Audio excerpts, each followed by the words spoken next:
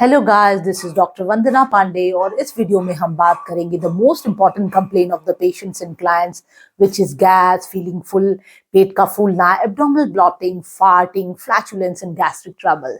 चलिए जानते हैं कि indigestion, flatulence, feeling full, abdominal bloating के कारण क्या है और इन्हें कैसे दूर कर सकते हैं। इससे पहले कि हम इसके कारण और निवारण को समझें, let's understand some basics of this. हमारे intestine में on an average per person 200 ml तक गैस होती है and the main component of the gas is nitrogen, oxygen and methane.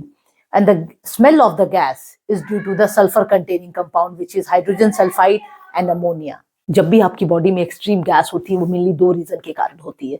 First is swallowing more air and second one is the imbalance between the good bacteria and bad gut bacteria. इसमें क्या होता है कि body में good bacteria and bad gut bacteria के बीच में imbalance create हो जाता है, जिससे आपका फूड अच्छे से डाइजेस्ट नहीं होता है, न्यूट्रिएंट्स अच्छे से एब्जॉर्ब नहीं होते हैं और जिसके कारण एक्सेसिव गैस फॉर्मेशन होती है. कई बार कुछ लोगों को तो ऐसा होता है कि कुछ भी खाने के बाद पेट ऐसा फूलने लगता है मानो 6 मंथ प्रेग्नेंट हो. इस प्रॉब्लम को पोस्टपेरेंडियल एब्डोमिनल ब्लॉटिंग कहते हैं और आपको जानकर आश्चर्य होगा कि हर चौथे में से एक आदमी इस प्रॉब्लम से ग्रस्त है. Next is small intestinal bacterial overgrowth, जिसे सीबो कहते हैं. इसमें जो है बैड बैक्टीरिया की संख्या गुड बैक्टीरिया की कंपैरिजन में इतनी ज्यादा हो जाती है कि वहां गट इम्बैलेंस क्रिएट हो जाता है, जिसे हम गट इम्बैलेंस कहते हैं. और इसमें जो बैड बैक्टीरिया अपनी कॉलोनी बढ़ा लेते हैं, जिसके कारण जो है फूड अच्छे से डाइजेस्ट नहीं होता है और गैस फॉर्म होता है. दूसरा है आपका स्टमक या गट ओवर सेंसिटिव हो जाता है due to the excessive stressful environment and stressful responses. इसको हम इरिटेबल बाउल सिंड्रोम कहते हैं. ये भी बहुत कॉमन प्रॉब्लम है जो आजकल बहुत देखी जा रही है. दूसरा मोस्ट इंपॉर्टेंट पॉइंट ये है कि ये याद रखना कि you are what you eat and your gas is also what you eat. सबसे इंपॉर्टेंट पॉइंट है कि हमें अपनी डाइट का खास ख्याल रखना है. इसमें हमें डाइट में उन चीजों को मिनिमाइज करना है, उन फूड प्रोडक्ट्स को मिनिमाइज करना है जो गैस फॉर्म करते हैं, जैसे beans, carrot, onion, garlic, broccoli, cauliflower, cabbages और कुछ स्पेशल कंडीशन में बनानास भी गैस फॉर्म करते हैं. तो इन चीजों को आइडेंटिफाई करके आप अपनी डाइट से इरेज कर सकते हैं. इस प्रकार से अगर आप अपना डाइट चार्ट मेंटेन रखेंगे तो यू कैन इजीली आइडेंटिफाई कि किन चीजों से आपको गैस फॉर्म हो रही है और फिर उनको धीरे धीरे अपनी डाइट से निकालेंगे और जिससे आपको राहत महसूस होगी. जैसे आपने रात में बीन्स ली है, बीन्स एंड कैरेट की सब्जी ली है, तो आपको नेक्स्ट मॉर्निंग पता चलेगा कि हाँ, my gut is over sensitive, extremely sensitive to digest beans और कैरेट. और तो फिर आप इजीली आइडेंटिफाई करके उनको अपनी डाइट से इरेज कर सकते हैं. ये सारे फूड जो मैंने बताए, these are the good food. इसका मतलब ये नहीं कि आप इन चीजों को अब कभी खा नहीं पाएंगे. वंस आपका जो गट का good bacteria and bad bacteria के बीच में रीबैलेंस क्रिएट हो जाएगा तो फिर again you can enjoy those food. Once आपने अपनी डाइट चार्ट क्रिएट कर ली और उन फूड्स को अवॉइड कर लिया जो फूड गैस क्रिएट करते हैं और फिर भी अगर आपको राहत नहीं मिल रही है तो फिर हम लो फॉडमैप डाइट रिकमेंड करते हैं. Low FODMAP diet means fermentable, oligosaccharide, disaccharide, monosaccharide and polyols diet.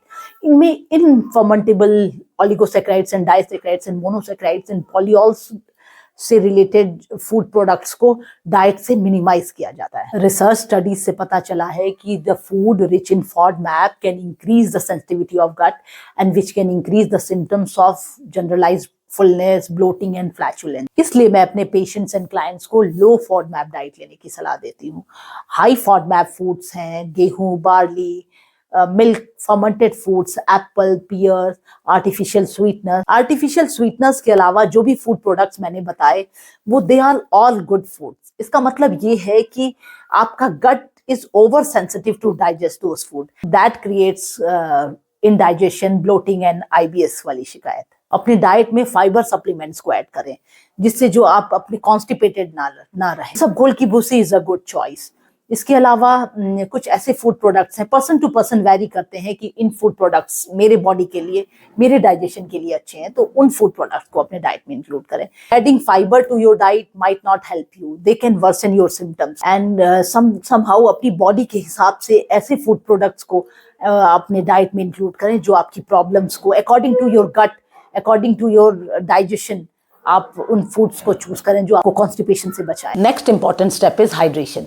हमारे गट हार्मोन्स को हाइड्रेशन की आवश्यकता होती है so that it can release easily और डाइजेशन प्रोसेस में हेल्प मिलती है।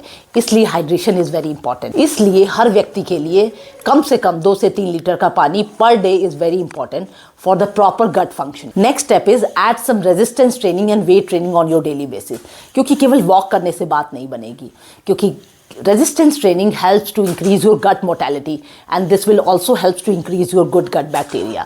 And don't give me excuses कि exercise करने से मेरी muscles pull हो जाती है या I don't have time, क्योंकि this will not going to help you. I have some food list if you have abdominal bloating. First one is pineapple. Pineapple में खास प्रकार का एंजाइम होता है जिसे ब्रोमाइन कहते हैं। ये प्रोटीन के ब्रेकडाउन के लिए बहुत हेल्पफुल है। इससे हमारा प्रोटीन ब्रेकडाउन होता है और खाना इजीली डाइजेस्ट हो जाता है। Next is watermelon. वाटरमेलन में 90% तक पानी होता है और जैसा कि मैंने बताया कि गट मोटालिटी एंड कोलोन मोटालिटी के लिए हाइड्रेशन इज़ वेरी इंपॉर्टेंट, और तरबूज में 90% पानी है, तो इससे अच्छा कौन सा फ्रूट है। तो it's a good food for your digestion and it will solve your problem. Next is blueberry, red berry, raspberry and strawberry. These are low in carb and high in fiber. इनको हम digestion के लिए वरदान कहते हैं। Next important is yogurt. अगर आपको lactose intolerance नहीं है तो ये बहुत अच्छा फूड है। इट्स अ वंडरफुल प्रोबायोटिक जो आपकी डाइजेशन में काफ़ी मदद करेगा। इन सब के साथ जो सबसे इम्पॉर्टेंट पॉइंट है वो ये है कि अपने भोजन को धीरे धीरे खाएं और अपनी बाइट को एटलीस्ट 32 बार चबाएं। जब आप फूड को 32 बार चबाते हैं तो वो माउथ में ही वाटरी फॉर्म में हो जाता है, जिससे आप उसको ईजिली स्वेलो कर सकते हैं।